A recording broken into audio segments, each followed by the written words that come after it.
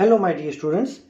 So let's continue with our next topic, which is a exercise numerical number 9. Pay attention. The terminology of different parts of the electromagnetic spectrum is given in the NCERT text.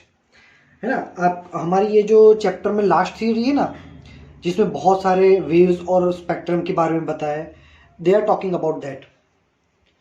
Use the formula E is equal to H nu, मतलब E is equal to H F.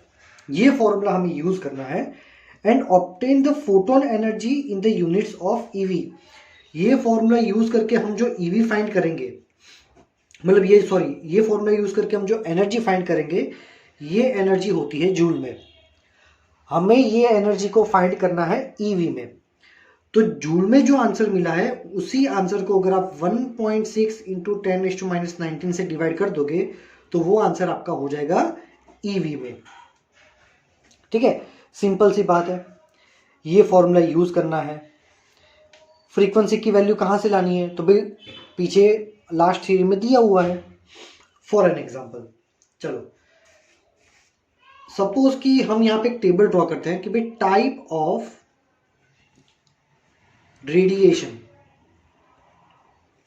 ठीक है, तो उसमें पहला आएगा radio wave. कौन सा आएगा? Radio wave. तो भाई रेडियो वेव की वेवलेंथ क्या होती है? तो भाई हमें पता है कि उसकी वेवलेंथ 1 मीटर है. कैसे पता है? क्योंकि पीछे लास्ट थ्योरी में दिया हुआ है, पूरा एक डायग्राम दिया हुआ है एनसीईआरटी में, उसमें दिया हुआ है सब कुछ. तो यहां पे उसकी एनर्जी कितनी होगी, उसके फोटोन की एनर्जी. ठीक है, चलो तो फॉर्मूला यूज करना है हमें E is equal to H F. तो यहां पे देखो E is equal to H F में क्या होगा? E is equal to H F use F is equal to C by lambda. तो F की जगह C बाय लेब्रा डाल दो तो E is equal to H C by lambda. ठीक है, अब H की वैल्यू क्या है? तो H की वैल्यू है 6.626 इंटू 10⁻34. ठीक है, into C means your speed of light. Speed of light होता है 3 इंटू 10⁸. और लेब्रा कितना दिया है हमें? 1 मीटर.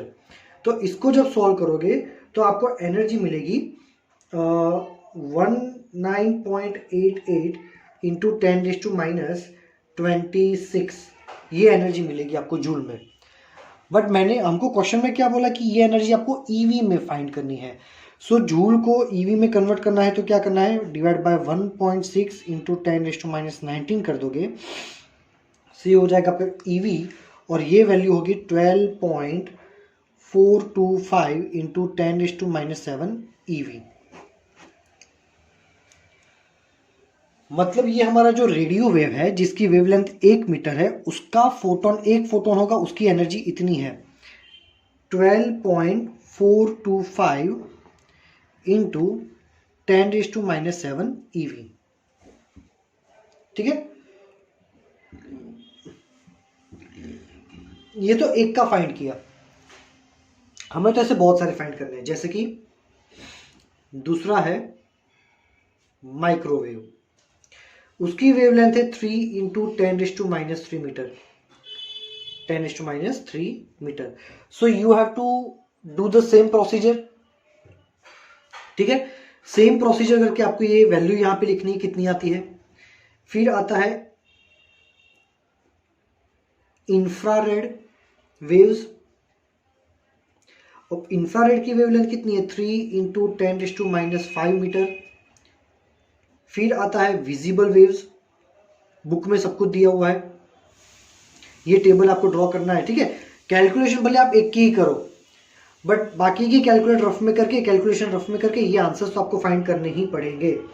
वो होगा 5 इंटू 10⁻7 मीटर.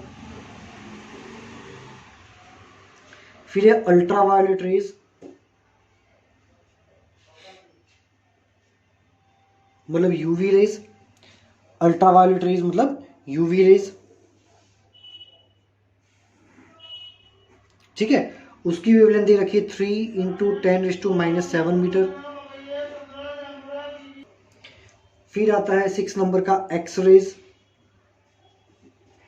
उसकी वेवलेंथ 10⁻⁻10 मीटर।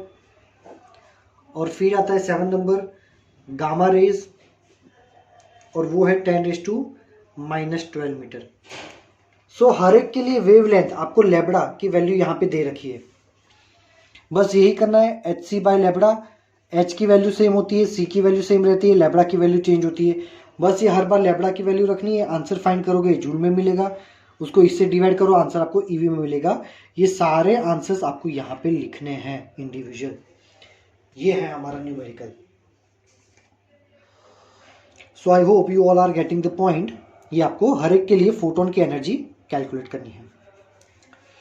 नाउ नेक्स्ट हम देखते हैं example number 10।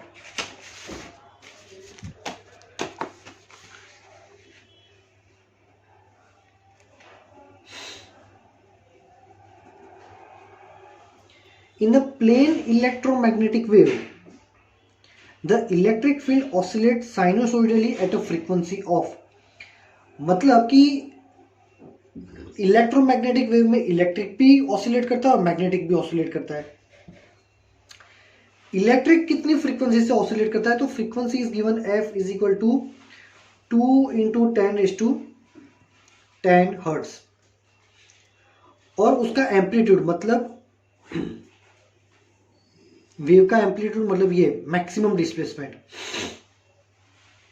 Means electric field की मैक्सिमम वैल्यू जिसको हम बोलेंगे E0। ठीक है, ये होता है E0 and it is given by 48 volt per metre. Volt per metre is a unit of electric field. What is the wavelength of the wave. ठीक है, हमें क्या करना है, वेवलेंथ फाइंड करना है। अब f दे रखा है, use f is equal to C by lambda. क्या करना है, हमें फॉर्मूला यूज करना है f is equal to C by lambda. भाई f की वैल्यू दे रखी है 2 × 10⁻10, c हो गया 3 × 10⁸, और लैम्बडा की वैल्यू फाइंड करनी है। सो लैम्बडा इज अ 1.5 × 10⁻²मीटर। दूसरा हमें फाइंड करना है amplitude. What is the amplitude of the oscillating magnetic field. इसके साथ साथ पैरेलल जो मैग्नेटिक फील्ड ऑसिलेट कर रहा है उसकी मैक्सिमम वैल्यू क्या होगी। E0 by B0 is equal to C. E by B is equal to C जो फॉर्मूला था उस पे से। So B0 is equal to E0 by C। That's why B0 is equal to E0। अब E0 की value हमें दे रखी है 48 और C की वैल्यू होती है 3 × 10⁸।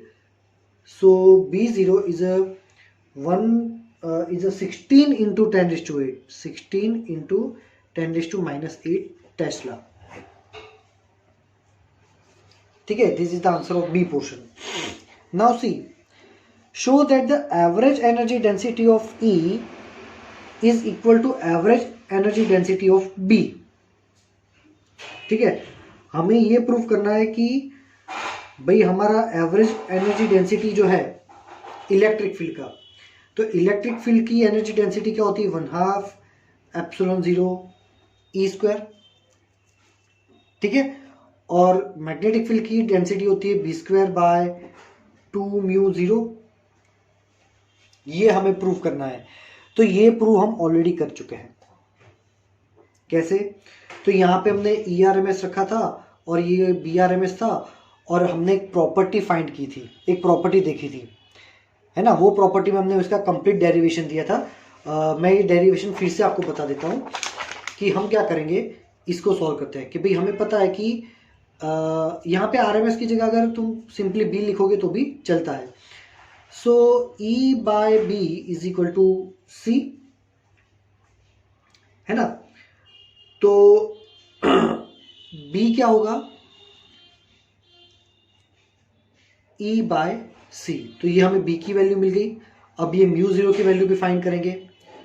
तो हमें फॉर्मूला पता था कि C इज इक्वल टू 1/√μ0 ε0। तो C² इज इक्वल टू 1/μ0 ε0। सो μ0 क्या होगा, 1/ε0 C²। ये हमने क्या किया, तो ये हमने ऐसा किया कि ये b और ये म्यू जीरो दोनों की वैल्यू फाइंड कर ली। अब ये दोनों वैल्यूज हम रखेंगे यहां पे, ठीक है।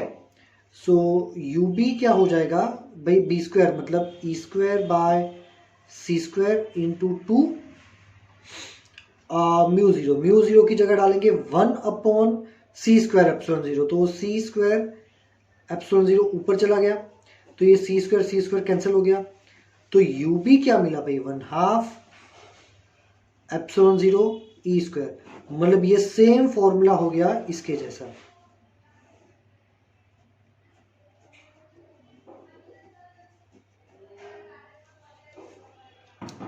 ठीक है, दिस क्लियरली इंडिकेट्स कि भाई U E is equal to U B ही होता है, जो हमें प्रूव करना था वो। समझ में आया है ना। ये हम ऑलरेडी हमारे थियोरी पोर्शन में प्रॉपर्टी के फॉर्म में इसको सॉल्व कर चुके हैं। अब इसके बाद आएगा एग्जांपल न्यूमेरिकल नंबर 11 जो कि एडिशनल एक्सरसाइज का है, as you can see in the textbook. और एडिशनल एक्सरसाइज सारी ही हमारे सिलेबस से निकल चुकी है। So again we are not going to solve the additional exercise as it is not now the part of our board exams। ठीक है, चलो आगे बढ़ते हैं। सो अब हम क्या करेंगे भाई, यहाँ पे हमारा फिजिक्स का पार्ट 1 कंप्लीट होता है, ठीक है। कोरोना तो नहीं गया पर पार्ट 1 हमारा हो गया है ना। So now directly we will start the part 2। और पार्ट 2 का तो हमारा पहला चैप्टर है ray optics and optical instruments.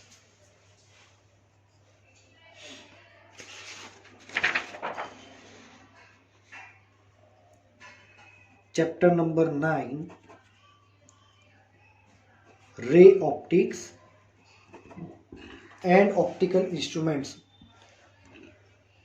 अब इसमें भी मजे की बात यह है, ऑप्टिकल इंस्ट्रूमेंट जो है वो सिलेबस में से निकाल दिया है, तो बचा क्या, रे ऑप्टिक्स। मतलब हम यहां पे सिर्फ रे ऑप्टिक्स को पढ़ेंगे। Now what is ray optics. तो देखो, रे ऑप्टिक्स मतलब कि यहां पे हम लाइट की अलग अलग टाइप्स की फिनोमिना को पढ़ेंगे। This is the same chapter as you have already studied in standard 10। हम जो लेंस और मिरर वाला जो चैप्टर पढ़ते हैं ना, वो यही चैप्टर है, बट ये जो है थोड़ा एडवांस लेवल पे है, ठीक है। तो सबसे पहले हम देखेंगे कि what are the properties of light. Light क्या होती है। सो वी नो दैट कि पहली प्रॉपर्टी की light has very high velocity. Light की वेलोसिटी कैसी होती है, बहुत ज्यादा होती है। कितनी होती है ये velocity, this velocity is approximately to 3 × 10⁸ metre per second. मतलब एक सेकंड में 3 × 10⁸ मीटर, मतलब 3 के पीछे 8 बार 0, 1 2 3 4 5 6 7 8, इसमें से अगर 3 0 काट दो तो 1 2 3 4 5 किलोमीटर पर सेकंड। एक सेकंड में 3 लाख किलोमीटर, 3 लाख किलोमीटर पर सेकंड। एक सेकंड में लाइट जो है वो 3 लाख किलोमीटर का डिस्टेंस कवर करता है। Means it is a very high velocity, ठीक है। तो पहला हमने देखा कि उसकी वेलोसिटी हाई है, ये उसकी प्रॉपर्टी है लाइट की। Another property is that it always travels in a straight line, है ना। हम यहां पे लाइट को क्या रे कंसीडर करते हैं, क्या कंसीडर करते हैं, रे। इसलिए ये चैप्टर का नाम रे ऑप्टिक्स है। एंड रे always travels in a straight line. रे जो होता है वो ऑलवेज एक स्ट्रेट लाइन में ही ट्रैवल करता है। बट प्रीवियस चैप्टर, जैसे कि हमने चैप्टर नंबर 8 पार्ट 1 का जो लास्ट चैप्टर था, उसमें हमने क्या देखा था कि लाइट इलेक्ट्रोमैग्नेटिक वेव है। हमने पहले क्या देखा था कि लाइट इलेक्ट्रोमैग्नेटिक वेव है। भाई चैप्टर नंबर 8 में तुम ऐसा बोल रहे हो कि लाइट इलेक्ट्रोमैग्नेटिक वेव है, ऐसा बोलते हो कि लाइट ऐसे ऑसिलेट करती है। फिर चैप्टर नंबर 9 में तुम ऐसा बोलते हो कि light always travels in a straight line, ऐसे। तो ऐसी दो बातें क्यों करते हो भाई तुम? So both are the correct. Actually में क्या प्रॉब्लम है कि लाइट जो है, हमने चैप्टर नंबर 8 में देखा था भाई ultraviolet range, infrared range, visible range, इतनी सारी रेज होती है। इसमें से हमारी जो एक्चुअल लाइट है, rays which are responsible for the vision, देखने के लिए जो भी लाइट्स यूज होती है उसको बोलते हैं विजिबल रेज। उसको क्या बोलते हैं? विजिबल रे। अब ये जो विजिबल रे है वो देखो, विजिबल रेज की वेवलेंथ कहां से कहां तक की होती है? 4000 एंगस्ट्रॉम टू 8000 एंगस्ट्रॉम। ठीक है, मतलब कि चार, जिसकी वेवलेंथ यहां से लेके यहां तक है वो सारी विजिबल रे है। हमको जो भी दिखता है ना वो इसी की वजह से दिखता है, ये वेवलेंथ की वजह से हम देख पाते हैं। इसके बिलो वेवलेंथ और इससे ग्रेटर वेवलेंथ हम नहीं देख सकते। मतलब अलग अलग मशीन यूज करके देख सकते हैं, नेकेड आई से नहीं देख सकते। सो एवरेज मान लो कि भी हम इन दोनों के बीच की एक वैल्यू ले लेते हैं 6000 एंगस्ट्रॉम। मतलब 6000 इंटू 10⁻⁻10 मीटर। एंगस्ट्रॉम को मीटर में कन्वर्ट किया, मतलब 6 इंटू 10⁻⁻7 मीटर।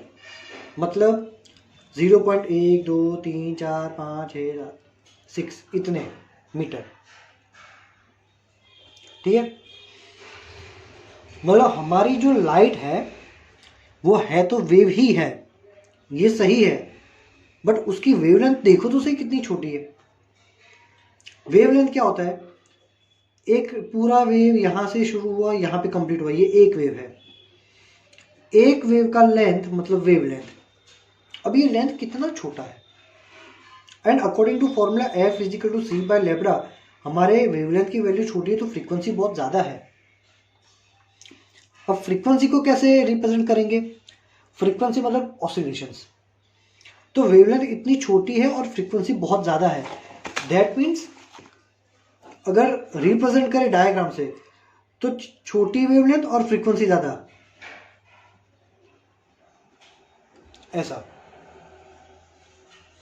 दैट मीन्स ये तो फिर भी देखने के लिए बड़ा किया है, इतना मीटर तुम ड्रॉ करके तो देखो, ये वेव इतना छोटा होना चाहिए। Almost it will behave like a straight line. Almost it will behave like a straight line. तो लाइट जो है ना, उसके दो नेचर है, लाइट के दो साइंस भी है। एक है रे ऑप्टिक्स, जिसमें हम लाइट को ऑलमोस्ट रे कंसीडर करेंगे, एंड रे always travels in a straight line. इसके जस्ट बाद वाला एक चैप्टर है वेव ऑप्टिक्स, जिसमें हम लाइट को वेव कंसीडर करेंगे और उसमें वेव्स की सारी थ्योरी होंगी, है ना। तो if light is a ray, how can we prove that? तो यहाँ पे अलग अलग एक्सपेरिमेंट है जो ये बताते हैं कि लाइट रे है। और फिर वेव ऑप्टिक्स चैप्टर, इसके बाद वाला चैप्टर, उसमें हम ये देखेंगे कि लाइट वेव है तो उसके एक्सपेरिमेंट कौन से हैं, कैसे हम उसको भी प्रूव करेंगे कि वो वेव भी है। ठीक है, तो अब यहां पे हम हमारा पहला टॉपिक स्टार्ट करते हैं, reflection of light by spherical mirrors. तो सबसे पहले हम देखेंगे, चलो तो सबसे पहले हम देखेंगे लाइट की दो बेसिक प्रॉपर्टी। एक होता है रिफ्लेक्शन और एक होता है refraction. First of all we will see reflection by plane mirror. अब यहां पे क्या होगा, देखो 10th स्टैंडर्ड में जितना भी चैप्टर है मतलब जितने भी कंसेप्ट हैं ये चैप्टर के, वो सारे ही सारे कंसेप्ट तुम्हारे माइंड में क्लियर होने चाहिए। रीजन, हमारी टेक्स्ट बुक ने ये कंसीडर किया है, our text book consider that you have already having all the knowledges, all the basics of 10th standard. उसने ये अज्यूम किया है कि आप सबके पास 10th स्टैंडर्ड का सारा बेसिक नॉलेज है, बट आई एम श्योर कि आप वो भूल भी सकते हैं। So what will I do, I will revise the same chapter again. तो पहले हम देखेंगे रिफ्लेक्शन बाय प्लेन मिरर कैसे होता है। And remember my dear students, basic सारे याद रखने पड़ेंगे, अदरवाइज ये चैप्टर में कुछ भी समझ में नहीं आएगा।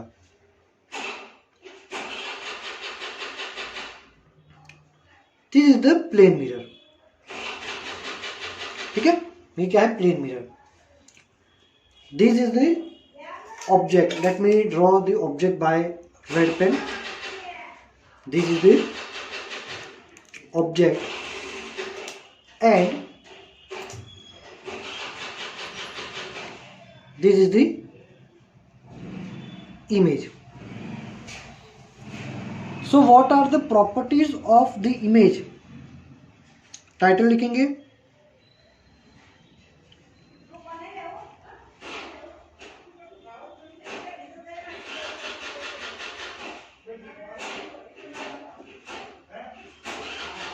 Properties of an image by plane mirror. तो देखो, मिरर से ऑब्जेक्ट का डिस्टेंस मीन्स उसको बोलते हैं ऑब्जेक्ट डिस्टेंस u। याद आ जाएगा आपको धीरे धीरे सब कुछ। मिरर से ऑब्जेक्ट का distance that mean object distance u और इमेज डिस्टेंस v, ऑलवेज दोनों कैसा होता है, सेम होता है। This is the first property. ठीक है। Second, what is the position of image, image कहां मिलेगी। Image always forms behind the mirror. Ready, इसको अच्छे से समझो। अगर मिरर से ऑब्जेक्ट 5 मीटर दूर है ना, तो इमेज भी मिरर के पीछे 5 मीटर दूर ही मिलेगी। थर्ड,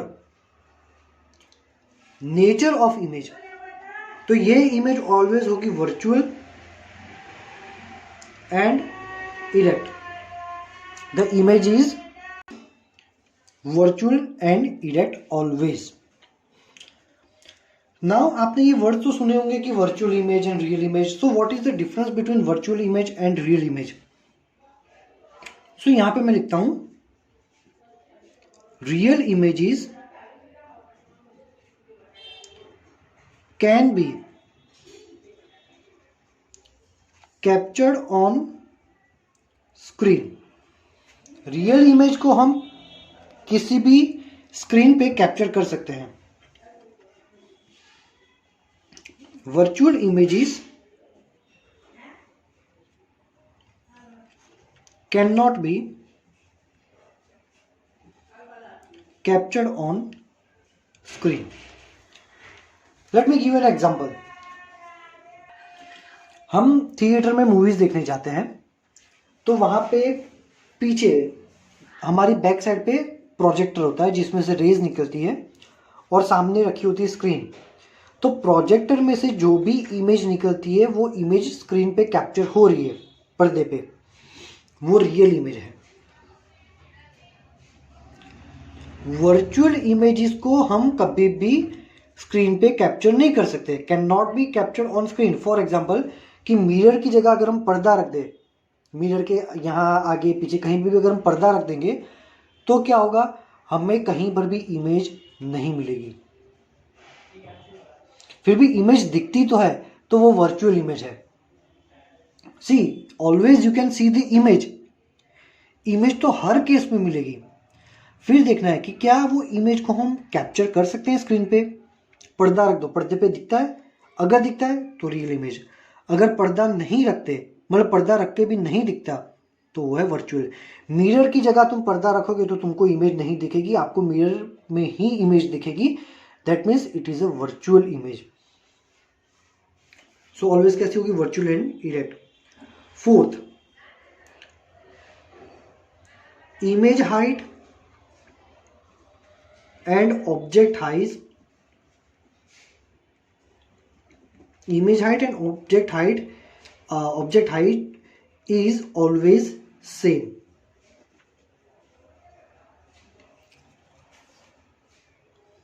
आपके घर में प्लेन मिरर होगा, डेली आप उसमें अपना फेस देखते होंगे। सो जितनी आपकी साइज है, जितनी आपकी हाइट है, आपको इमेज भी उतनी ही हाइट की मिलेगी। So in the plane mirror object and image are always of same height. ठीक है। Image always shows laterally inversion, मतलब सारी इमेज लेटरली इन्वर्टेड होती है। What is laterally inverted? Right to left. मतलब अगर आपने आर लिखा है, yes you can do this experiment by yourself too. एक पेज में आर कोई भी लेटर लिखो और उसको मिरर में देखो, तो मिरर में भी आपको कुछ ऐसा दिखेगा, है ना। मीन्स इसमें images right to left invert हो जाती है। इन्वर्जन भी दो टाइप का होता है, एक अपसाइड डाउन, ये ऑब्जेक्ट है तो इमेज ऐसी दिखेगी, और एक होती है राइट टू लेफ्ट। तो प्लेन मिरर में राइट टू लेफ्ट होता है, अपसाइड डाउन नहीं होता, है ना। चलो, sixth, magnification is always one. खैर अभी तो मैं मैग्निफिकेशन टॉपिक एक्सप्लेन करूंगा। मैग्निफिकेशन इज ऑलवेज +1, बट ये तुमको याद रखना पड़ेगा। And seventh and important quantity, focal length of plane mirror is infinite always. तो देखो अभी हमने मैग्निफिकेशन नहीं पढ़ा है, इसलिए मैं भी आपको ये टॉपिक नहीं समझ में आएगा, ये पॉइंट, बट इसको याद रख लो, जब मैं एक्सप्लेन करूंगा तब समझ में आ जाएगा कि मैग्निफिकेशन 1 होता है। फोकल लेंथ अभी तक मैंने एक्सप्लेन नहीं किया, याद रख लो कि इनफाइनाइट होता है। जब मैं फोकल लेंथ पढ़ाऊंगा तब आपको समझ में आ जाएगा कि ये क्यों इनफाइनाइट है। ठीक है, चलो नेक्स्ट देखते हैं कि loss of reflection.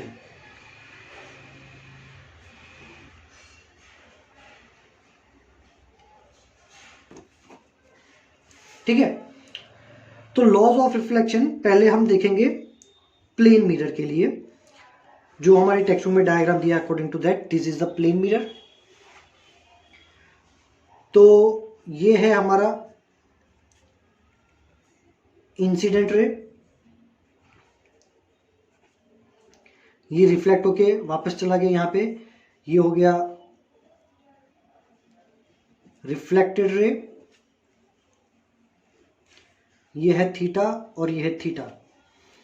Let's say this is the theta I, means this is the incident angle, और ये हो गया थीटा आर, जिसको हम बोलेंगे रिफ्लेक्टेड एंगल। ठीक है, देखो ये जो हमने डॉटेड लाइन ड्रॉ की है इसको बोलते हैं नॉर्मल, परपेंडिकुलर लाइन। नॉर्मल क्यों ड्रॉ करते हैं? Normal always uses to measure the angle. हमें सारे एंगल यहीं से मेजर करने हैं। Angle between normal to incident ray, normal और इंसिडेंट रे के बीच में जो एंगल है उसको बोलेंगे इंसिडेंट एंगल। नॉर्मल और रिफ्लेक्टेड रे के बीच में जो एंगल है उसको बोलेंगे रिफ्लेक्टेड एंगल। समझ में आया? चलो, तो आज के लिए इतना ही रखते हैं। लॉज ऑफ रिफ्लेक्शन हम देखेंगे नेक्स्ट लेक्चर में। यहां तक समझो कि भाई नॉर्मल क्यों ड्रॉ करते हैं। Normal is always drawn to measure the angle. Incident ray और नॉर्मल के बीच में एंगल तो इंसिडेंट एंगल, रिफ्लेक्टेड रे और नॉर्मल के बीच का एंगल तो रिफ्लेक्टेड एंगल। ठीक है, अब 2 लॉज है, शायद आपको लॉज पता भी होंगे बट फिर भी एक बार मैं रिवाइज करवाऊंगा और कर्व्ड मिरर के लिए भी ये एक्सप्लेन करूंगा। ठीक है, तो आज के लिए इतना ही रखते हैं। If you are having any doubt you can ask me in the message section. Thank you very much my dear students. एक और बात, आप लोगों को सारे ही न्यूमेरिकल्स लिखने हैं एज अ होमवर्क। इल्यूस्ट्रेशन और एक्सरसाइज के सारे न्यूमेरिकल्स की एक अलग से नोटबुक बनानी है और सारे पहले से लेके अभी तक के सारे चैप्टर्स मैं पहले से बता चुका हूँ, लिखने हैं बुक में। ये आपका होमवर्क होगा। आपको जब भी स्कूल में बुलाया जाएगा सबमिट करने के लिए, आपको यही सबमिट करना है। ठीक है, हमारी होमवर्क की बुक में क्या होगा, सारे ही इल्यूस्ट्रेशन, सारे ही एक्सरसाइज के न्यूमेरिकल्स। ठीक है, thank you very much my dear students.